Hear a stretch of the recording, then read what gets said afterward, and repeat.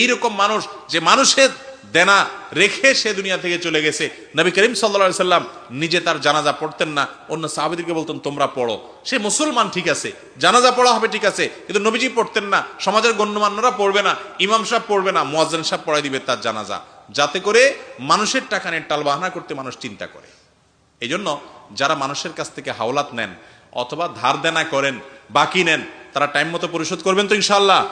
যদি আপনার চেষ্টার পরে আপনি দিতে না পারেন, আপনার ইচ্ছার কোনো ত্রুটি নাই, বিপদে পড়ে গেছেন, নিরুপায় হয়ে গেছেন, আল্লাহর কাছে আশ্রয় প্রার্থনা করবেন।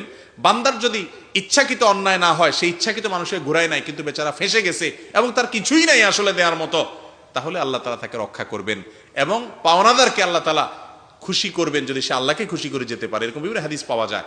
একটা জিনিস শুনে রাখেন, অনেক দেনাদার আছে যারা বলে যে ভাই আমার তো আসলে দেনা পরিশোধের কিচ্ছু নাই, ওনার বিঘাকে বিঘা জমি আছে, কানেকে কানে জমি আছে, কয়েকটা ফ্ল্যাট আছে, বাড়ি আছে, কিন্তু উনি মনে করে যে ব্যবসায়িক দেনা আবার ব্যবসা করে পরিশোধ করব, তো ব্যবসা নাই পরিশোধও করে না। না, এটা জায়েজ নাই। আপনার স্থাবর অস্থাবর সম্পত্তি বিক্রি করে হলে দেনা শোধ করবেন।